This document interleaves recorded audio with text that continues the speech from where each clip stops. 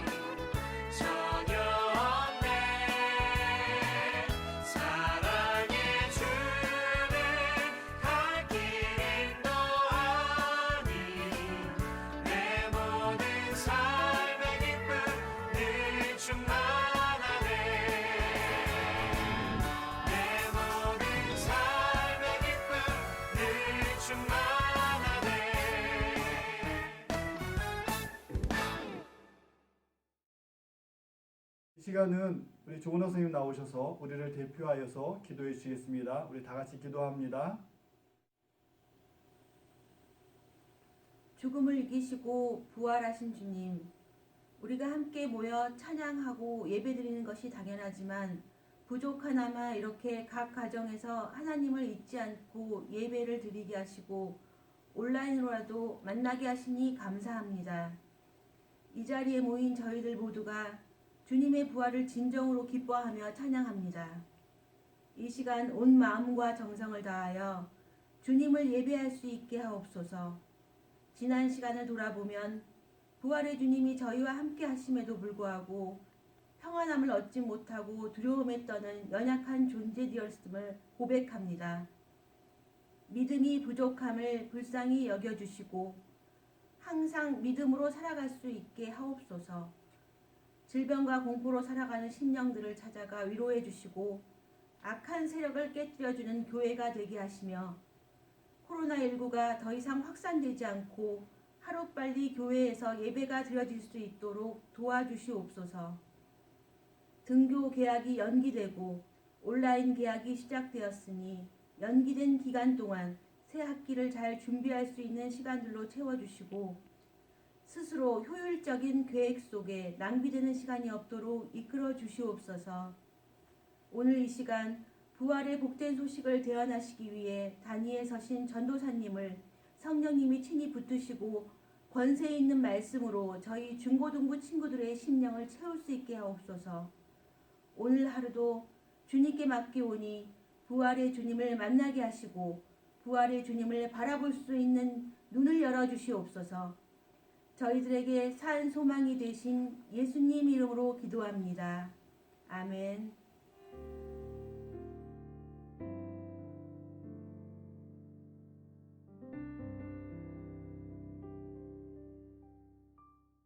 이 시간은 하나님의 말씀을 함께 봉독합니다. 사도행전 3장 1절부터 10절까지의 말씀을 우리 같이 합독하겠습니다. 제9시 기도 시간에 베드로와 요한이 성전에 올라갈새 나면서 못 걷게 된 이를 사람들이 메고 오니 이는 성전에 들어가는 사람들에게 구걸하기 위하여 날마다 미문이라는 성전문에 두는 자라. 그가 베드로와 요한이 성전에 들어가려 함을 보고 구걸하거늘 베드로가 요한과 더불어 주목하여 이르되 우리를 보라 하니 그가 그들에게 무엇을 얻을까 하여 바라보거늘 베드로가 이르되 음과 금은 내게 없거니와 내게 있는 이것을 내게 주노니 나사렛 예수 그리스도의 이름으로 일어나 걸으라 하고 오른손을 잡아 일으키니 발과 발목이 곧 힘을 얻고 뛰어 서서 걸으며 그들과 함께 성전으로 들어가면서 걷기도 하고 뛰기도 하며 하나님을 찬송하니 모든 백성이 그 걷는 것과 하나님을 찬송함을 보고 그가 본래 성전 미문에 앉아 구걸하던 사람인 줄 알고 그에게 일어난 일로 인하여 심히 놀랍게 여기며 놀라니라. 아멘. 할렐루야. 오늘은 4월 12일 부활절입니다. 지난 2월 26일부터 시작한 사순절이 4월 11일까지 해서 40일을 보냈습니다. 코로나19로 교회에 모이지 못하였지만 각자의 자리에서 사순절 기간을 잘 보냈을 줄 믿습니다. 여러분들 성경 필사도 했고 또 성경 묵상 그리고 절제 저금통을 실천하면서 우리는 예수님의 고난과 그런 역경 가운데 십자가 사건을 우리는 묵상했습니다. 여러분들 잘 보내고 있었죠? 오늘은 사순절 기간 그리고 고난 주간을 지내고 드디어 예수님께서 부활하심을 기념하는 부활절로 부활주일을 보냅니다. 그리스도인에게 가장 중요한 절기 중의 하나입니다. 이 부활이 없이는 기독교의 존재 가치가 없기 때문입니다. 여러분은 부활 사건을 어떻게 인식하고 있나요? 오늘 말씀을 통해서 우리는 부활을 본 사람들을 우리 함께 찾아봅니다. 여러분들 이 부활 사건이 허구라고 혹시 생각하진 않아요? 아니면 이 부활 사건은 예수님이 부활한 것이 아니라 시체를 제자들이 숨겨놓고 사람들을 현혹하기 위해서 벌린 그런 자작극으로 혹시 생각하진 않습니까? 여러분들 어떻게 생각하는지 한번 궁금해요. 우리 기독교가 가장 소중하게 생각하는 것이 이 부활인데 이 부활이 없다면 우리는 예수님을 또 하나님을 믿을 이유가 없다라고까지 이야기하는 것입니다. 진짜 하나님께서 하나님의 아들로 이 땅에 오셔서 우리를 위하여 십자가 못 박혀 죽으시고 그리고 3일 만에 부활하셔서 과연 하늘로 승천하셨다는 그 말씀이 과연 우리는 어떻게 받아들이고 있는지 이것이 가장 우리들에게 신앙의 가장 중요한 요점이 되는 것입니다. 오늘 말씀을 통해서 오늘날이 아닌 2000년으로 돌아가는 거예요. 2000년의 모습 속에서 과연 예수님의 부활이 어떻게 비춰졌는지 말씀을 통해서 함께 빠져보도록 하겠습니다. 부활을 본 사람들이 성경에 기록되어 있어요. 그래서 전사님이 성경을 쭉 사복음서, 사도행전까지 정리를 했는데 우리 함께 같이 봅니다. 과연 누가 부활을 경험했는지 말씀을 통해서 보도록 하겠습니다. 안식 후 첫날 예수님이 일찍 부활하셨어요. 그러니까 오늘 주일이잖아요. 주일날 새벽에 일찍 부활하신 거죠. 근데 그 부활을 누가 봤냐면 막달라 마리아가 요한복음에는 봤다라고 말을 하고 있고 누가복음에는 막달라 마리아, 요한나 그리고 또 다른 마리아 그리고 그 외에 많은 여자들에게 보였다라고 성경은 말씀하고 있어요. 그러니까 성경에 기록하고 있는 내용을 우리 같이 보는 거예요. 그리고 일찍 지나고 나서 저녁 때쯤에 누구한테 나타났냐면 제자들에게 요한복음 20장 19절에 보면 제자들에게 예수님께서 나타나세요. 그리고 열흘에 8일이 지난 후에 여드레가 지난 후에 제자 도마에게 나타나요. 왜냐하면 이때 제자들에게 나타날 때는 저녁 때 나타날 때 도마가 없었어요. 그러니까 제자들이 예수님이 부활했어 라고 이야기했더니 도마가 나는 못 믿어. 어떻게 예수님 죽은 사람이 다시 부활할 수 있겠어? 이건 있을 수가 없어. 하고 의심하고 있었거든요. 그때 8일 후에 예수님이 도마에게 나타나셔서 내 손을 만져봐라. 이 못자국, 그 창자국 다 만져보고 믿어라 라고 말씀하세요. 도마가 다 만져보고 정말 예수님이 부활하셨군요 라고 믿는다라고 고백을 합니다. 그러면서 보고 믿는 자보다 안 보고 믿는 자가 더 복되다라는 말씀을 하시거든요. 그러니까 이렇게 제자들에게 나타나셨어요. 그리고 또 그 후에 베드로와 제자들에게 또 나타나세요. 요한복음 21장에 보니까 베드로와 제자들이 갈릴리 호수에서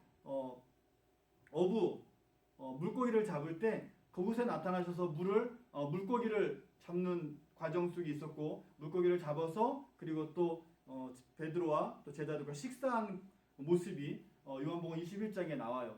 전사님이 1월달에 성지순례 갔을 때 베드로 교회에서 간 적이 있거든요. 거기 가면 베드로하고 예수님 식탁으로 썼던 바위를 기념하여서 거기에 교회를 세웠더라고요. 그래서 그런 모습들이 있었다. 바로 그 밑으로 내려가니까 바로 갈릴리 호수가 보이는 그런 모습이었습니다. 그래서 그곳에서 부활하신 예수님이 제자들과 만났다라고 이야기해요.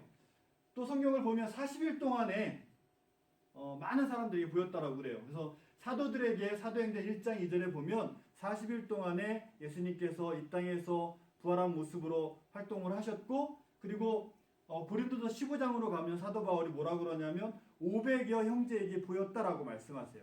그러니까 새벽에 막달라 마리아를 통해서 시작했던 그 부활 사건의 현장에는 이 많은 사람들이 있었다라는 거죠. 이것을 우리가 어떻게 믿네 안 믿냐 이런 얘기를 할 수가 없게끔 성경에 기록되어 있는 거예요.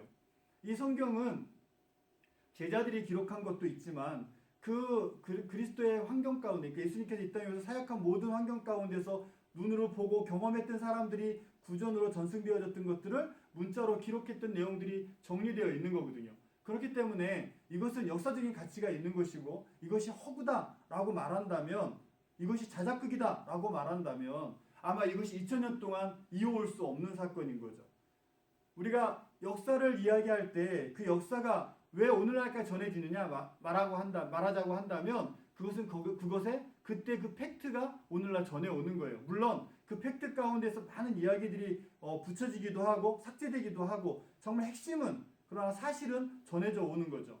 성경이 말하고 있는 이 하나님을 본 경험들은 우리가 믿을 수밖에 없는 사건이라는 거예요. 그것이 한 개인에게만 주어졌다면 그럴 수 있어요. 그러나 제자들에게, 그리고 많은 500여 형제들에게, 그리고 그 사건 이후에 복음이 증거되면서 많은 교회가 세워지고 그 복음 때문에 목숨을 걸고 선교하고 순교했던 사람들, 이 모든 사람들이 왜 죽었냐라는 거죠.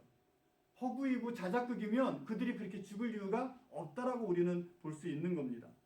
근데 또 하나 우리가 바라봐야 될 거는 이 제자들이 어디서 예수님을 만났냐라는 거예요. 여러분들 어디서 만났을 것 같아요? 지난 시간에도 설교했지만 예루살렘에 입성하는 예수님의 제자들, 많은 무리들이 예수님 십자가 앞에서는 다 뿔뿔이 흩어졌다 그랬어요.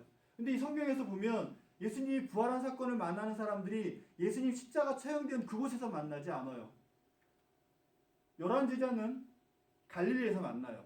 그러니까 그들의 생활 터전에 가서 만나는 거예요. 결국엔 예수님이 십자가 못 박힐 그 당시에는 예수님을 다 등한시하고 떠났던 자들, 정말 그들의 삶의 터전으로 다시 돌아갔던 그 과정 가운데 예수님이 다시 찾아오시는 거예요.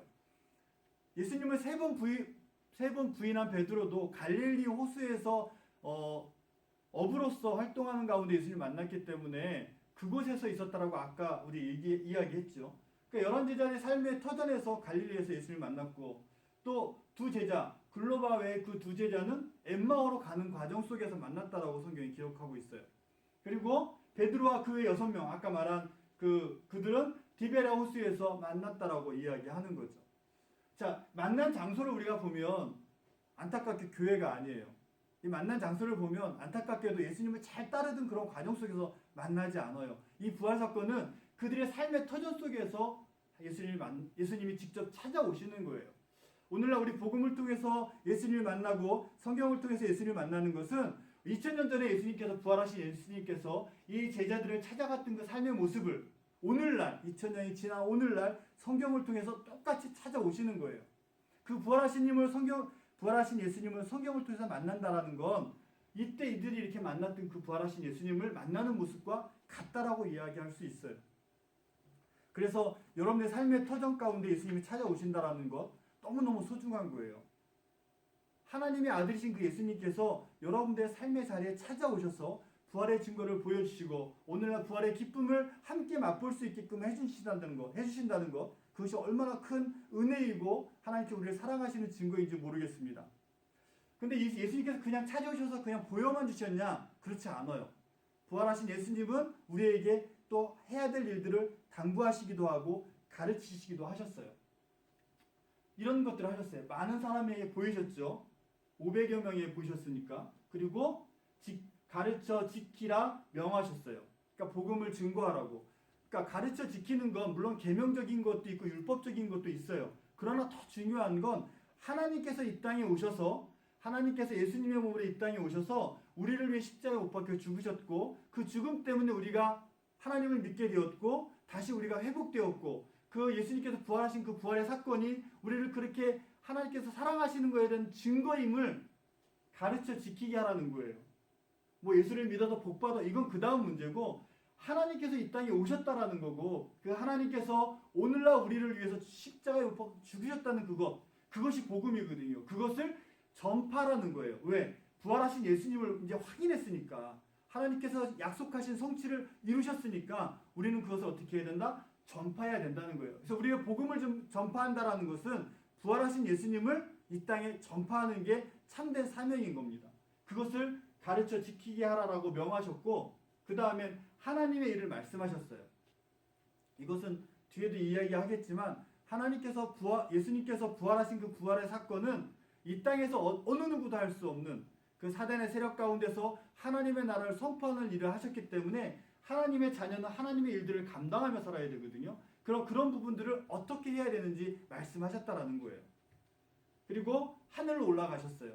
40일 동안 많은 사람들에게 보이시고 난 다음에 우리 예수님께서 하나님이 계신 그곳으로 올라가셨어요. 승천하셨다 그랬어요.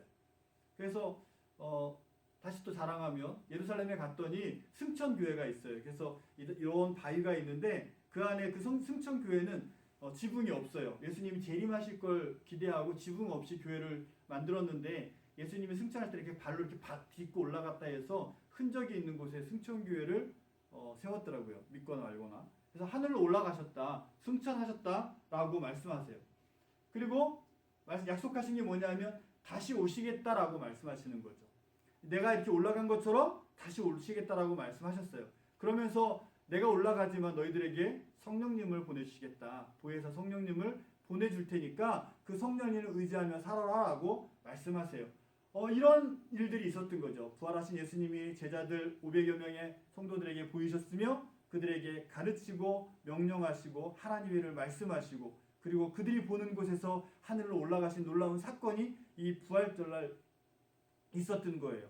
자, 이런 것들을 통해서 많은 사람들은, 성도들은 그리스도인이 되고자 결단하고 그 예수님을 소망하며 살아갔던 거예요.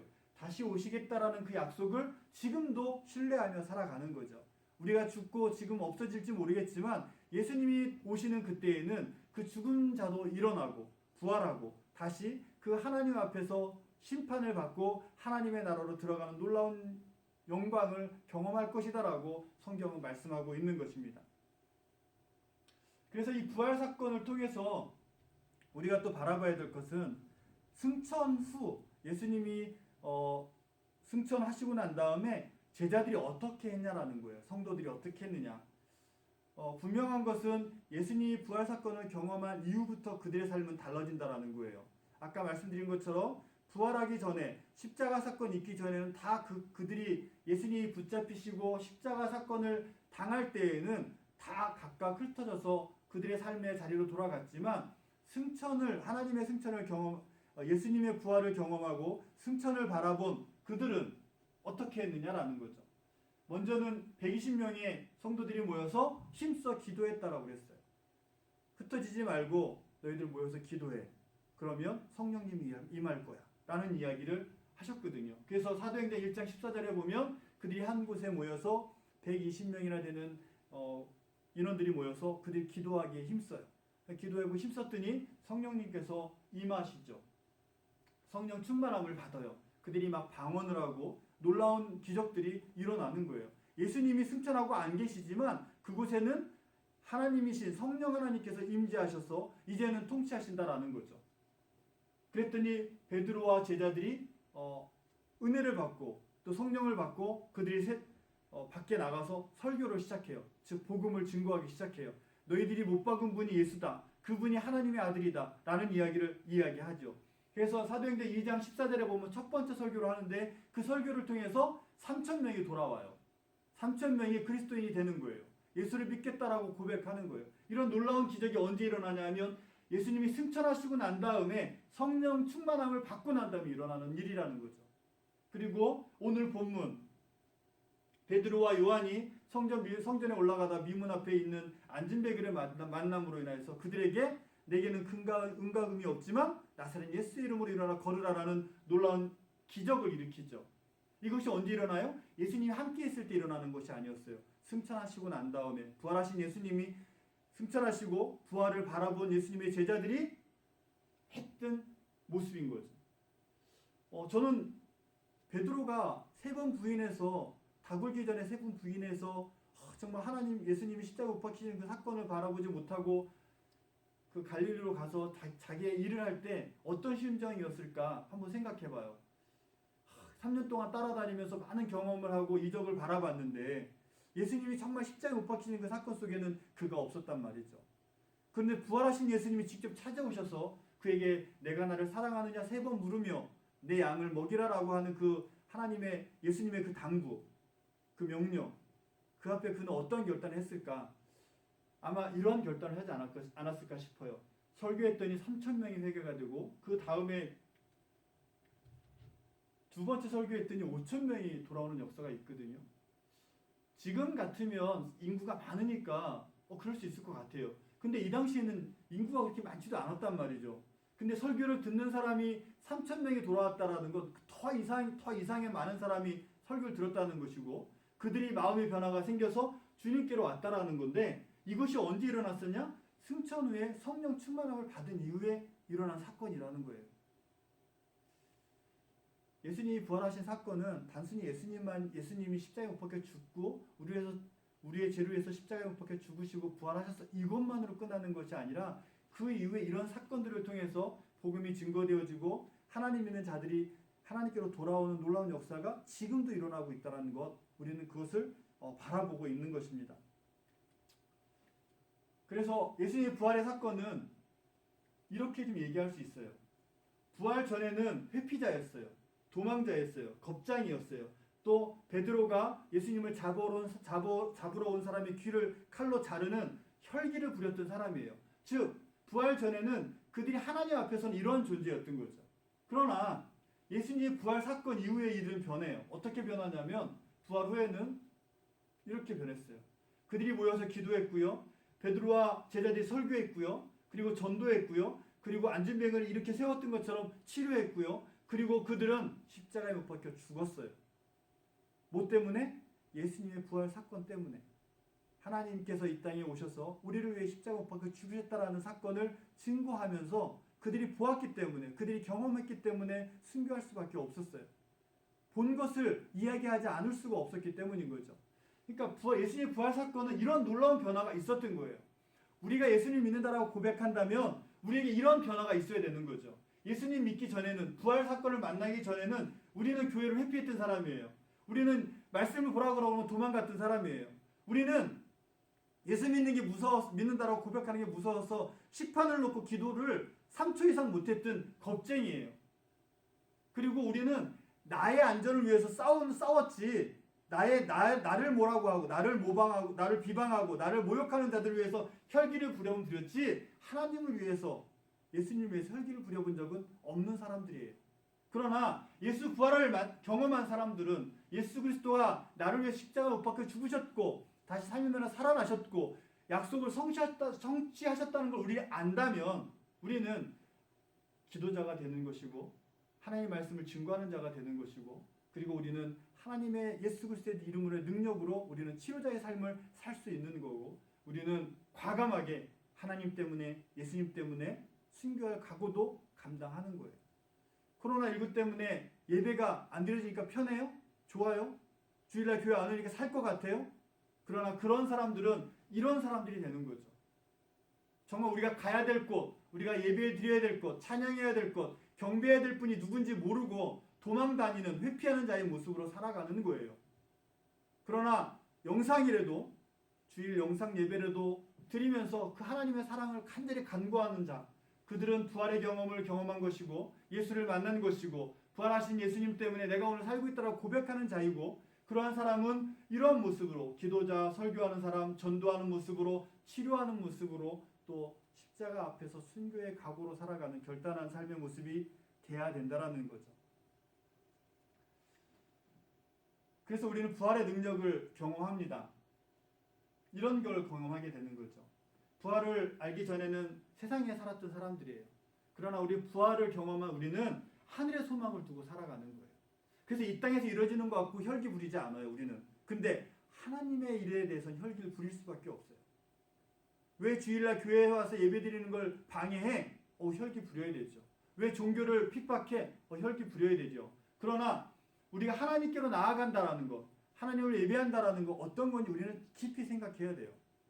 교회 안 오니까 즐거운 것이 아니라 내 시간이 많아졌어 이렇게 즐거워하는 것이 아니라 정말 하늘의 것을 우리 소망하며 살아가는 그런 모습이 있어야 하겠습니다.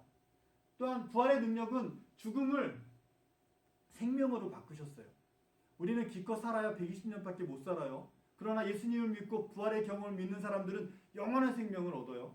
죽은 자들도 다시 살아나는 놀라운 기적을 바라볼 거고, 그러나 안타까운 건 예수를 믿지 않는 자들, 하나님을 신뢰하지 않는 자들은 죽음의 심판을 받는 거예요. 그들은 지옥에 떨어지는 것이고, 우리가 부활의 주님을, 예수님을 믿는 우리는 영원한 생명을 누려서 하나님의 나라의 삶을 살아가게 되는 거예요. 또 부활의 능력은 이런 걸 이야기해요. 육적인 삶, 영적인 삶이라고 이야기해요. 이건 좀 어려운 이야기이긴 하죠. 육적인 삶은 뭐고 영적인 삶은 뭘까? 저는 그냥 간단히 이야기하면 하나님의 영광을 드러내지 못하는 삶은 육적인 거예요. 하나님께로 나아가는 것을 방해하는 삶이 육적인 거예요. 그러면 여러분들이 하나님을 찬양하고 싶어, 하나님을 경배하고 하나님을 매일매일 신앙하며 나아가야 되는 그 삶을 방해하는 것, 육적인 거죠. 먹는 게 방해예요? 육적인 거예요. 근데 하나님께로 나아가는 거, 하나님과 동행하는 삶, 하나님이 처음 우리를 만들었을 때 아담과 하와를 창조하시고 심히 보기 좋았더라라고 했던 그 고백, 그 삶을 우리가 영위한다라는 건 영적인 삶인 거예요. 예배하는 삶이 영적인 삶이 될 수 있고, 기도하는 삶이 그럴 수 있고, 그 다음 누군가를 위해서 기도하고 그 아픈 자를 위해서 치료의 능력으로 기도해 주는 것, 이런 것이 영적인 삶일 수 있는 거죠. 공부를 열심히 하는 것, 세상적인 걸 위해서 하면 육적인 거죠. 그러나 하나님의 영광을 위해서 열심히 하는 거, 영적인 거 되는 거예요. 내가 아침을 밥을 잘 먹고 건강해지는 거, 하나님을 위해서는 영적인 게 되는 거예요. 그러나 내 욕심을 위해서 하는 건 육적인 게 되는 거죠. 똑같은 일이지만 누구를 위해서, 어떤 것을 위해서 하느냐, 무엇을 위해서 하느냐가 영적인 것과 육적인 걸 구별하는 거예요. 주일날 코로나 때문에 교회 못 와. 그러니까 육적인 거야 이렇게 생각하면 안 되는 거죠. 교회 못 와. 그러나 내가 집안에서, 가정에서, 내가 있는 곳에서 영상을 통해서 하나님께 마음을 다하여 예배를 드려. 영적인 거예요. 우리는 그런 삶을 바라보는 거예요. 그래서 지금 이 코로나 사건이 끝나고 다시 교회를 오게끔 됐을 때, 올 수 있는 여건이 되고 환경이 되었을 때 더 기쁜 마음으로 교회에 올 수 있는 거예요. 그러나 육적인 모습으로 보내면 코로나가 끝났어. 이제 가고 싶지 않은 거죠. 나 여태까지 너무 편했는데, 늦잠 자기도 하고 내 마음대로 예배드릴 수 있고, 내가 수시로 영상 틀면 아무 때나 보고, 그러나 또 9시, 10시, 11시를 지켜야 돼? 너무 힘든데? 라고 해서 우리 삶을 돌아봐야 돼요. 왜? 우리는 늘 예배의 자리로 가지 않았기 때문에. 그래서 부활의 능력을 경험하는 사람들은 하늘의 소망을 두고 영원한 생명을, 그리고 영적인 삶을 계속 추구하는 거예요. 근데 그냥 가만히 추구하는 게 아니라 오늘 베드로와 요한이 이야기한 것처럼 내게는 은과 금이 없지만 나사렛 예수의 이름으로 일어나 걸어라라는 그 고백이 우리들에게 있어야 되는 거예요. 그러니까 내가 하는 게 아니에요. 내가 영적인 삶을 사는 게 아니라 내 안에 계신 성령님께서 나의 삶을 인도할 때 그 삶에 순종하고 나아가는 것이 우리들에게 부활의 능력의 삶을 살게 하시는 하나님의 능력이 되는 것입니다. 어떻게 하느냐? 이렇게 해야 되는 거죠.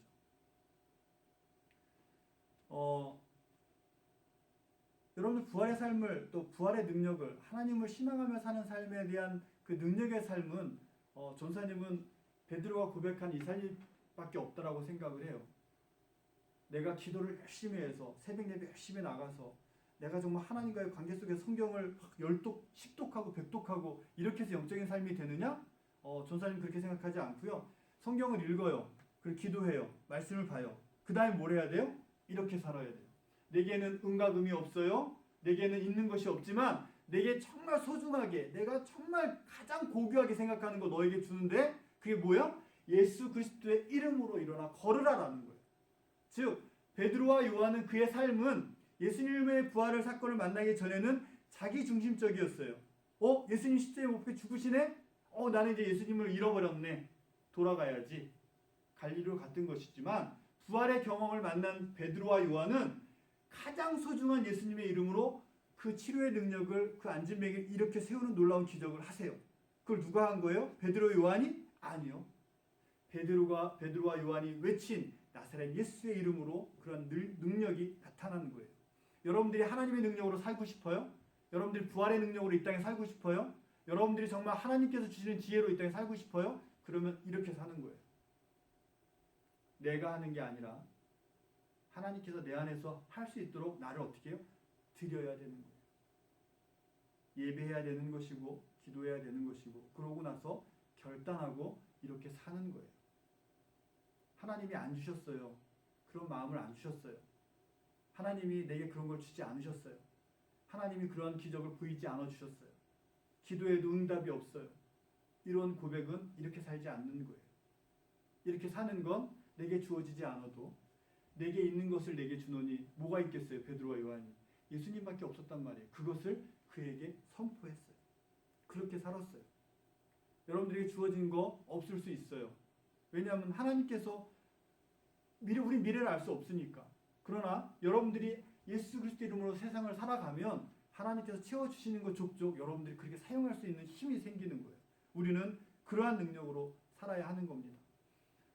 부활절을 맞이해서 영상으로 예배드리는 우리들의 삶 속에 이러한 부활의 경험을 했던 많은 제자들이 십자가에 못 박혀 죽음을 감수하고까지 복음을 증거하고 예수 그리스도의 이름으로 세상을 선포하며 살아갔던 그 삶의 모습이 우리 중고등부 학생들과 또 전사님과 우리 선생님들에게 늘 있기를 간절히 소망합니다.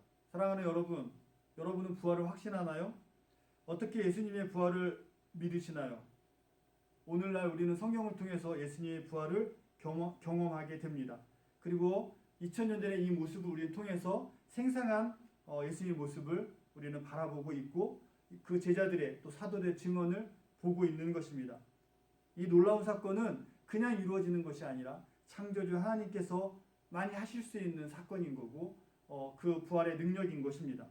이 사건을 경험하여 본 많은 사람들은 예수님의 명령을 따르며 2000년의 삶을 살아왔어요. 그 지금까지 이어지고 있는 것입니다. 제자들과 그리고 초대교회 성도들 이러한 예수님의 부활을 경험했던 목격했던 사람들이 그렇게 살아왔고 그 복음을 전해들은 지금 우리가 그렇게 살고 있는 것입니다. 오늘을 사는 우리는 성경을 통해 부활의 증거를 보았기 때문에 목숨을 걸고 참 신앙인으로 그리스도인으로 오늘을 살고자 결단하고 있는 것입니다. 그러므로 중고등부 학생 여러분들과 그리고 선생님들 모두가 이러한 삶을 살기를 간절히 소망합니다. 우리 같이 기도하겠습니다. 사랑의 하나님, 예수님의 부활을 성경을 통해 경험하게 하시니 감사합니다. 많은 제자들이 성도들이 예수님을 만난 후 그들의 삶의 변화를 보게 하시니 감사합니다.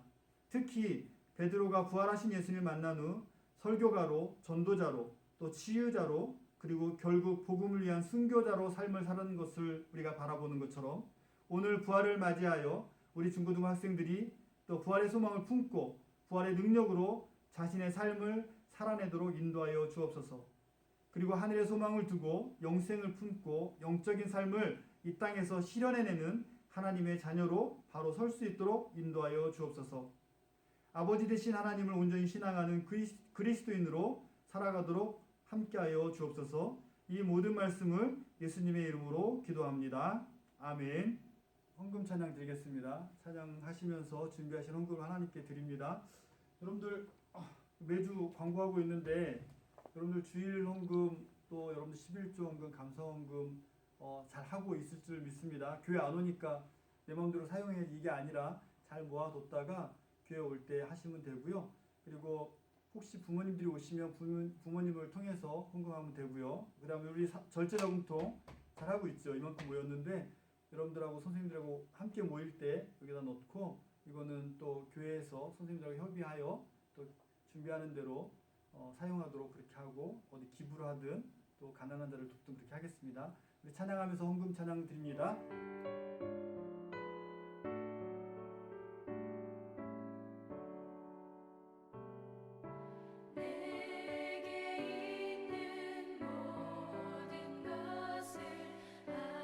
아낌없이 드리네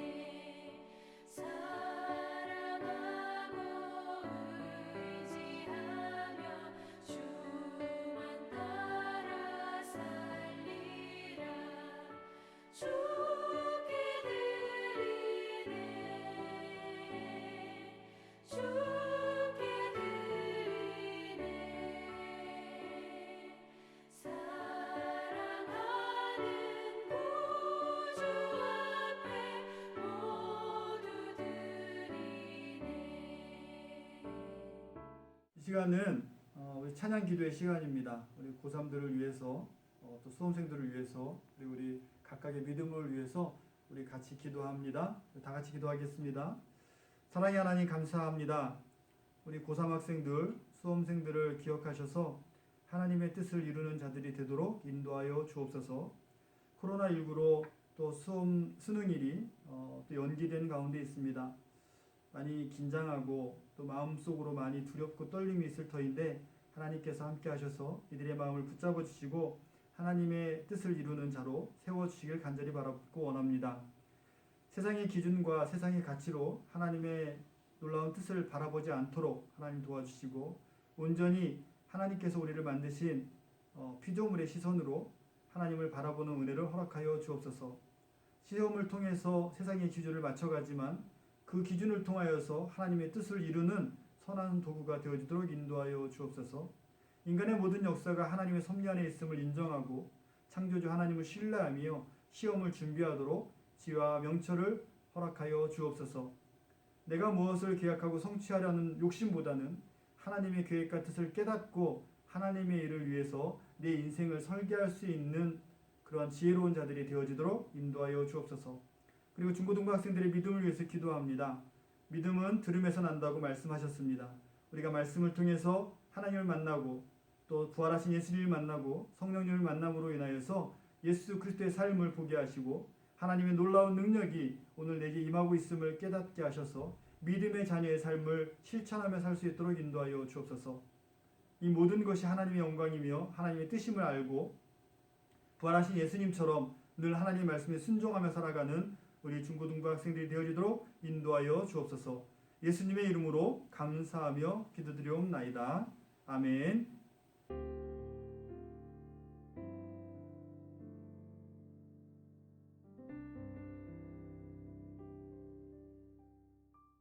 이 시간은 우리 주기도문 하심으로 부활절 중고등부 예배 모임을 마치도록 하겠습니다. 다 같이 주기도문 하겠습니다. 하늘에 계신 우리 아버지, 아버지의 이름을 거룩하게 하시며 아버지의 나라가 오게 하시며 아버지의 뜻이 하늘에서와 같이 땅에서도 이루어지게 하소서. 오늘 우리에게 일용할 양식을 주시고 우리가 우리에게 잘못한 사람을 용서하여 준 것 같이 우리 죄를 용서하여 주시고 우리를 시험에 빠지지 않게 하시고 악에서 구하소서. 나라와 권능과 영광이 영원히 아버지의 것입니다. 아멘. 이 시간은 우리 총선생님 나오셔서 여러분들에게 부활절 광고 또 우리 교회 중고등부 광고 해주시겠습니다. 안녕하세요. 말씀을 묵상함으로 하루를 시작하는 우리 중고등부가 되었으면 좋겠습니다. 환경이 뭔가 바뀐 것 같지 않아요? 선생님들 나오셔서 부활주일이라고 해서 이렇게 작업해 주셨는데요.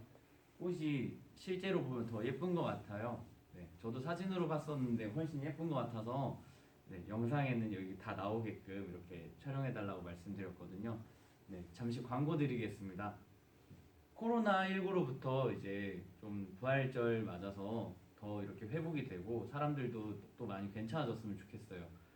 점차 지금 확진자 인원들이 줄어들고 있는데 앞으로도 좀 줄어들어서 우리가 이제 예배 시간에 실제로 만나봤으면 좋겠고요. 이제 다음 주 예배는 이제 어떻게 될지는 모르겠지만 그래도 이제 성경 공부 진행이 될 거고요. 그리고 이제 우리 한 주간도 잘 지내고 다 같이 만나 뵐 수 있었으면 좋겠습니다. 모두 건강히 잘 지내세요.